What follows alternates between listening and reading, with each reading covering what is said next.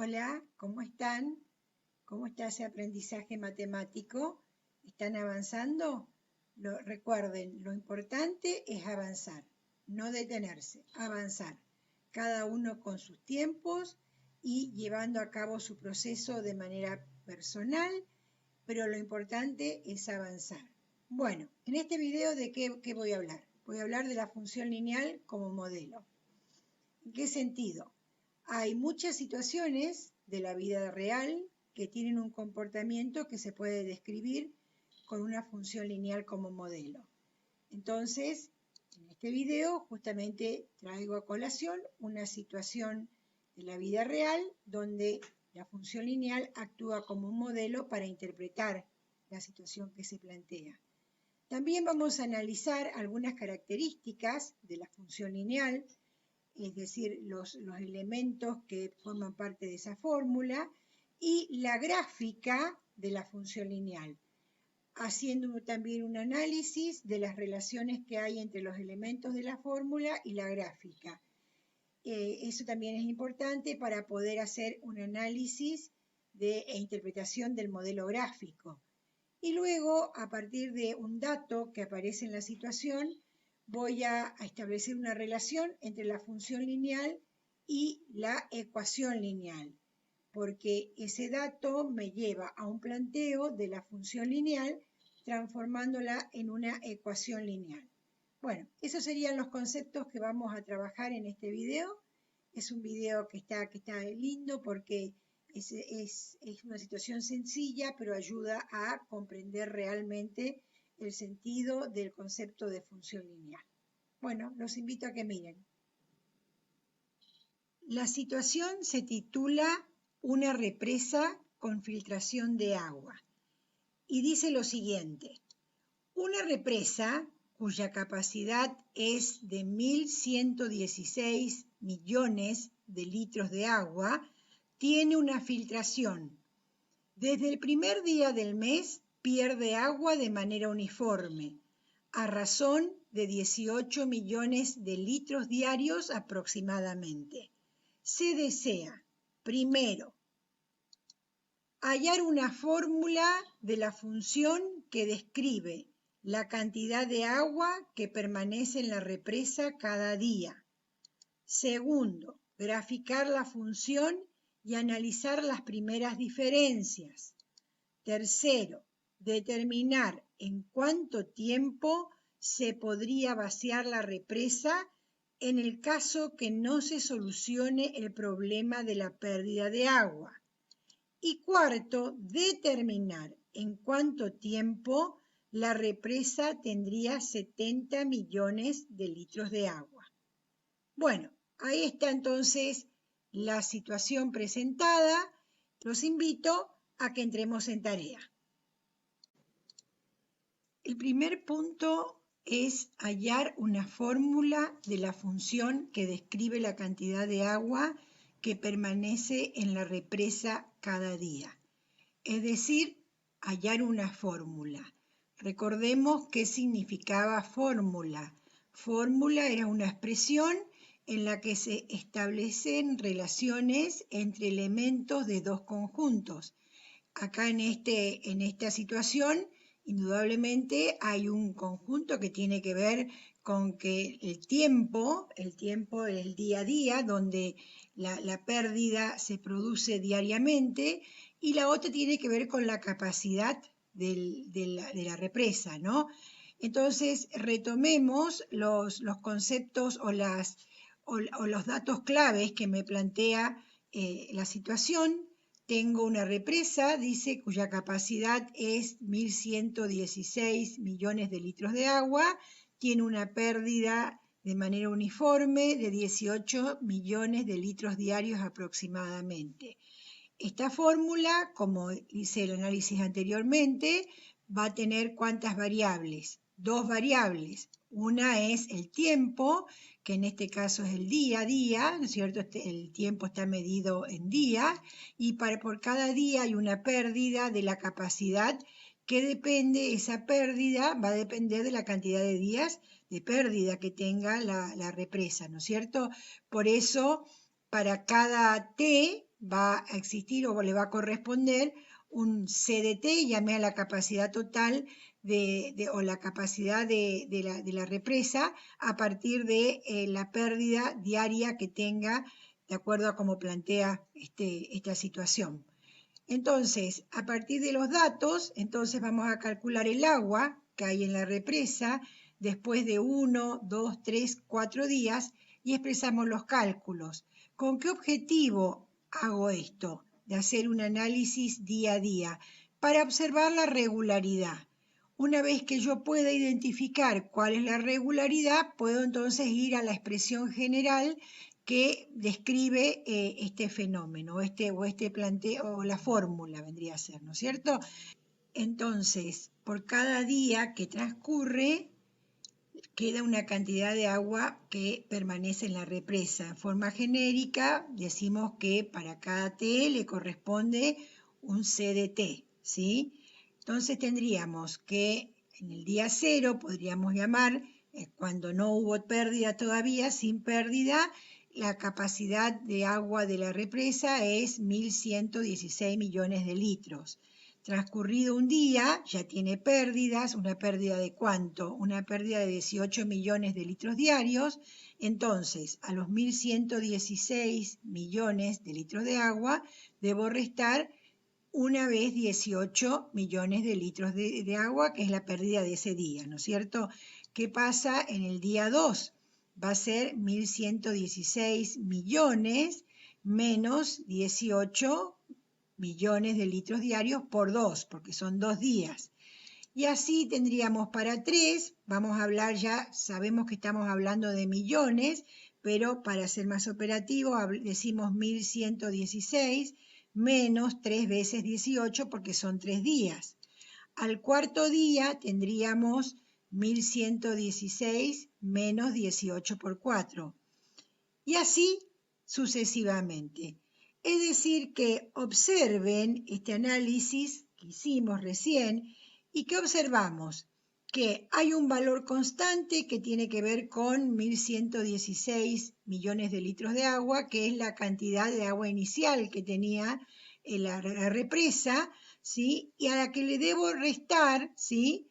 la cantidad, a la pérdida diaria, que aproximadamente es 18 millones de litros, tantas veces como días transcurran, ¿no es cierto? Entonces, a partir de esta regularidad, ¿qué podríamos decir? Que se observa que para cada valor de T, C de T se obtiene restando al número 1116 el número 18 multiplicado por una variable o una cantidad variable cuyos valores coinciden con T, o sea que es la cantidad de días, ¿no es cierto? Transcurren los días y las pérdidas van, como es una pérdida de manera uniforme, se multiplica tantas veces 18 como días transcurridos. En forma genérica podríamos decir entonces que para cada T le corresponde la expresión para hacer el cálculo de la cantidad de agua que permanece en la represa sería 1116 menos 18 por T. La fórmula que describe la cantidad de agua que queda en la represa después de 3 días es entonces C de T igual a 1116 menos 18T. Observen, ese objeto que describe, que es una fórmula, que describe la cantidad de agua que permanece en la represa cada día, es una expresión que conocemos con qué nombre, con el nombre de polinomio.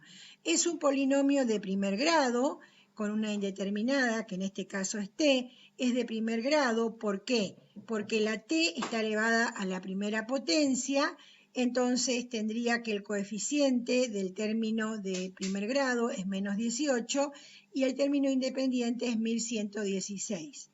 Ahora entonces vamos a formalizar otra cuestión, otro objeto que son las funciones polinómicas de primer grado, se las denomina función lineal, definida en forma general como f de x igual a a por x más b, donde a y b son números reales. Esta última afirmación, ¿por qué la puedo hacer? Porque nosotros dijimos que Todo polinomio, a su vez, es una ¿qué? Una función. Por eso hablábamos indistintamente de polinomios y de funciones polinómicas, porque por lo que acabamos de ver, para cada valor de t existe un único valor de c de t, y esa es una relación que se denomina función. Por lo tanto, esta fórmula, ¿sí? Esta fórmula es una expresión que es un polinomio, pero también es una función polinómica, que recibe el nombre de función lineal. Y función lineal, ¿por qué? Porque vamos a ver, y ya vimos, que la gráfica de la función lineal es una recta. Bueno, entonces ahora vamos a continuar con el punto 2, ¿sí? Donde la consigna me plantea que debo graficar la función que describe la cantidad de agua que permanece en la represa cada día y analizar las primeras diferencias. O sea, tomamos como base la expresión, la fórmula que hallamos en el punto 1, y para graficar voy a recurrir al GeoGebra, donde en el eje de las abscisas, recuerden, este es el eje de las abscisas, el eje X, iría las valoraciones o los valores que toman la variable independiente, que en este caso tengo que es t, los valores que toma t, y en el eje de ordenadas o eje Y sería la cantidad de agua que permanece en la represa, o sea, C de t. Fíjense que sobre el eje X y el eje Y me manejé con unidades diferentes, sobre el eje X de 10 en 10 y sobre el eje Y de 200 en 200. Bien, para graficar la función, por un lado, y después analizar las primeras diferencias, teniendo en cuenta que esta es la fórmula que hallé, estaría bueno ordenar esa información, y entonces acá tendría la expresión ordenada, donde es el polinomio de primer grado o la función polinómica de primer grado, la función lineal, ¿no es cierto? Donde el coeficiente principal, que es menos 18, que es el valor que está multiplicando a t, y la ordenada al origen, que es 1116, que es el valor de b. Entonces tengo que graficar la función lineal, que podemos anticiparnos que es una recta. Para graficar la función lineal, también vimos que cuántos puntos me bastan para poder trazar la recta. 2 puntos me bastan, porque 2 puntos determinan una recta. ¿Cuáles serían los puntos distinguidos, ¿sí? en la gráfica de una recta? Se los conocen, algunos llaman puntos distinguidos a esos puntos que sobresalen y que, digamos, distinguen a la recta. Tienen que ver con el punto en que interseca al eje X y al punto en que interseca al eje Y. El punto en que interseca al eje X sería la raíz, ¿sí? La raíz de la función polinómica. Tengo la posibilidad de hallar la raíz factorizando la función polinómica, escribiéndola en forma factorizada. Si saco factor común menos 18, me quedaría menos 18t dividido menos 18, me queda t, 1116 dividido menos 18, me queda menos 62. ¿Se acuerdan que acá tendría coeficiente principal por x, que en este caso es t, la variable, menos la raíz? O sea, me está indicando que ¿quién es la raíz? ¿Qué valor toma la raíz? 62. Porque 62, si t toma el valor 62 menos 62, es igual a 0.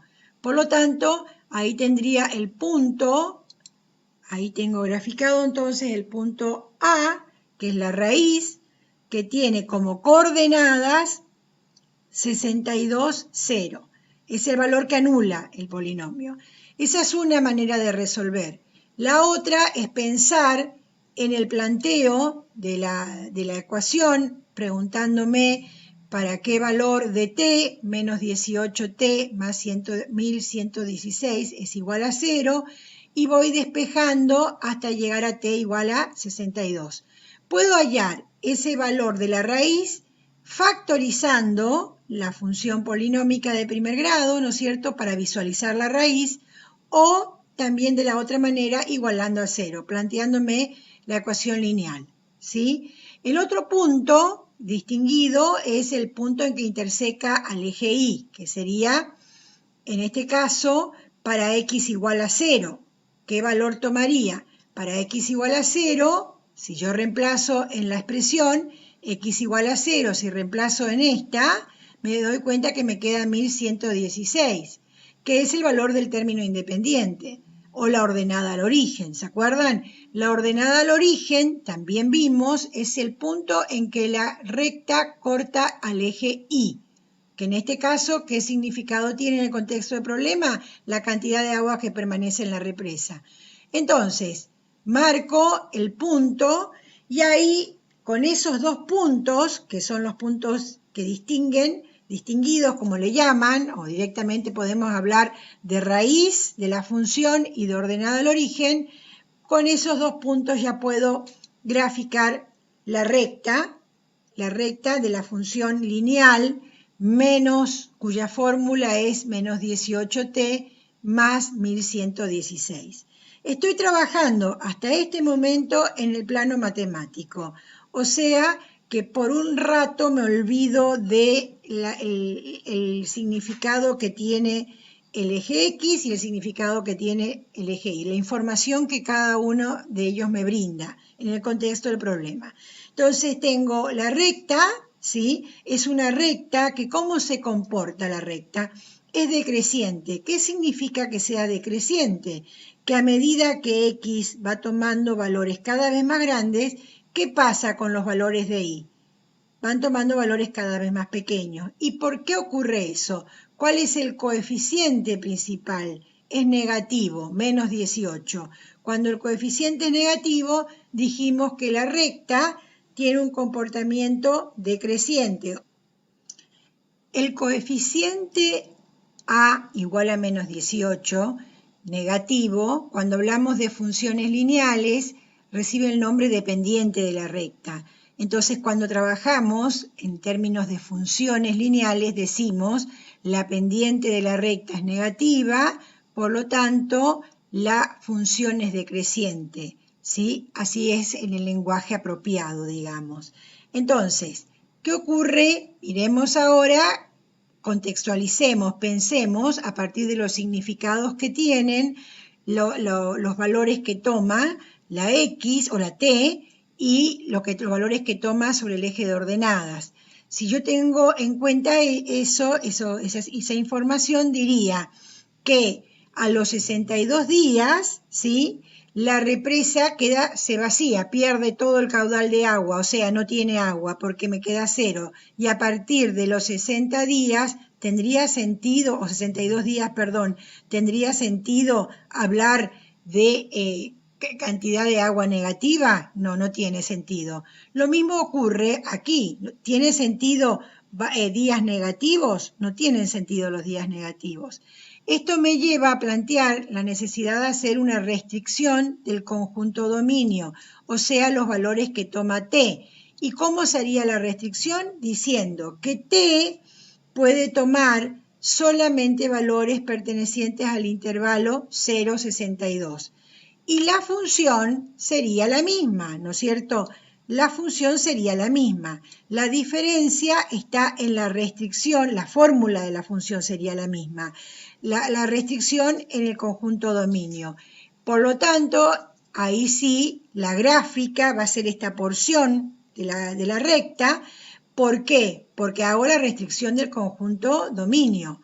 Entonces, ahí estaría la gráfica, el modelo gráfico que describe el comportamiento o describe este fenómeno, cómo se comporta digamos, la cantidad de agua que permanece en la represa al transcurrir los días. Entonces, inicialmente tenía la represa una capacidad de 1116 millones de litros de agua y transcurren los días y va perdiendo el agua hasta que a los 62 días directamente, si no se resuelve el problema de la pérdida, quedaría sin agua la represa.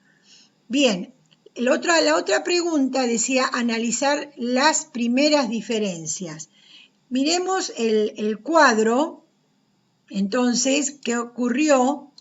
Miremos el cuadro, ¿qué ocurrió en esa relación que se estableció entre T y CDT? Al transcurrir los días y vemos qué va ocurriendo, que va disminuyendo, fíjense, se va restando 18 porque lo que dice es que la pérdida es relativamente ¿qué? Uniforme. Entonces podríamos decir que las primeras diferencias que se obtiene al darle a T valores sucesivos que difieren en una unidad son constantes. O sea, yo voy de 0 a 1, de 1 a 2, de 2 a 3 y fíjense que las primeras diferencias que se obtiene al darle a T esos valores que difieren en una unidad son ¿qué? Son constantes. Bueno, bien, creería que de esta manera podemos quedar resuelto la pregunta de la gráfica de la función que describe la cantidad de agua y las primeras diferencias. Pero la pregunta 3 está muy vinculada a un desarrollo que hicimos acá, porque la pregunta 3 decía determinar en cuánto tiempo se podría vaciar la represa en caso que no se solucione el problema de la pérdida. Entonces, ahí, ¿qué estaríamos hablando? El vaciamiento de la represa, ¿qué significaría? Que CDT tomaría ¿qué valor? 0, ¿sí? O sea que la cantidad de agua que permanece en la represa, que es CDT, sea igual a 0. Por lo tanto, este planteo que habíamos hecho para hallar la raíz es el planteo que deberíamos hacer para calcular el tiempo que llevaría vaciar la represa. Y ahí ya está la respuesta. ¿Cuántos días entonces en cuántos días se vaciaría la represa? En 62 días. En este caso, como ambas magnitudes que intervienen en este fenómeno son variables continuas, porque hablamos de cantidad de días, ¿sí? Del tiempo, hablamos de tiempo y de cantidad de agua, que es en litro, la magnitud capacidad, ¿sí? Magnitud tiempo y magnitud capacidad. Son las dos magnitudes que intervienen en este fenómeno. Entonces, ambas magnitudes son variables continuas, no discretas, porque los días no necesariamente son números enteros y la capacidad o la cantidad de agua tampoco son números enteros. Por ello, la gráfica, observen, es una recta continua, no es discreta, no es punteada, ¿está? Si fuera discreta, fíjense cómo tendría que ser el trazo, voy a mostrarles para que ustedes tengan en claro eso, fíjense cómo debería ser. Ahí sería un trazo de variables discretas. En este caso las variables son continuas porque las magnitudes que intervienen son continuas. El punto 4 nos pide determinar en cuánto tiempo la represa tendría 70 millones de litros de agua. Entonces, ya vimos en el gráfico que sobre el eje X identificábamos el transcurrir del tiempo y sobre el eje Y la cantidad de agua que permanece en la represa. Por lo tanto, sobre el eje Y, ¿cómo llamábamos? A ese eje de ordenada identificábamos como CDT. Lo que estamos planteando en este caso es cuánto debería valer T, o sea, en qué día, en qué tiempo, CDT, que es la capacidad la cantidad de agua que permanece en la represa, es igual a 70. Este planteo es la traducción algebraica, ¿sí?, de lo que me está preguntando en el punto 4. Es decir, después de cuánto tiempo la represa tendría 70 millones de litros de agua, ¿sí? Entonces, resolveríamos la expresión vinculada a CDT, ¿cuál es? La expresión de un menos 18T más 1116 igual a 70. Observen cómo al asignarle un valor determinado a una de las variables del polinomio o la función polinómica, en este caso, ¿a quién asigné un valor? A c de t, observen, asigné a c de t, me queda expresada una ecuación lineal. Es decir, que la función lineal o el polinomio, cuando le asigno un valor determinado, un número, a una de las variables, ¿sí? En ese caso, esa función polinómica o el polinomio se transforma en una ecuación lineal. Ecuación lineal porque el polinomio es de primer grado. ¿Cómo resolvemos? Y bueno, resolvemos como lo hicimos con las ecuaciones de primer grado o las ecuaciones lineales, donde tengo un primer miembro, menos 18t más 1116, y un segundo miembro, 70. ¿Cómo hallábamos el valor de t o la incógnita t? Comenzamos a despejar aplicando las propiedades uniformes de la suma y de la multiplicación. En este caso, entonces, el 1116, que está en el primer miembro sumando, lo paso restando. Y luego, ¿qué ocurre? Observen, me queda menos 18t. Es conveniente que ese factor sea positivo, o si no, trabajo con el factor negativo. Pero estratégicamente tengo menos posibilidades de equivocarme si el coeficiente de la t sería positiva. Entonces, aplico la propiedad uniforme, ambos miembros multiplico por menos 1. Al multiplicar por menos 1, ¿cómo me quedaría entonces? 18t igual a menos 70 más 1116. ¿Sí? ¿Se dan cuenta lo que hice? Apliqué la propiedad uniforme. Ambos miembros multipliqué por menos 1. ¿Qué hubiera pasado si no multiplico por menos 1? Trabajo con el menos 18, pero no olvidándose que el menos 18 está relacionada con la t a través de una multiplicación. Pasaría dividiendo, pero con el mismo signo. No pasa de restar a sumar, porque ese es un error muy común, pensar que cambia de signo cuando en realidad lo que cambia es de multiplicar a ¿qué? A dividir. Bueno, dicho esto, avanzamos entonces, continúo, hago menos 70 más 1116 y me queda 1040. Y ahora despejo 18, que está multiplicando respecto a la x, a la t, paso dividiendo.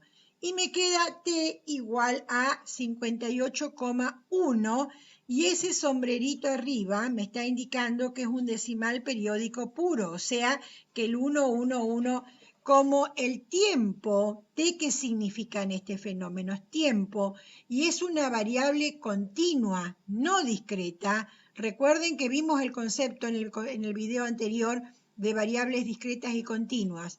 Las discretas son aquellas que solamente pueden tomar valores numéricos enteros, ¿sí? Y las continuas son que pueden tomar los valores intermedios en un intervalo, por ejemplo, entre dos números enteros.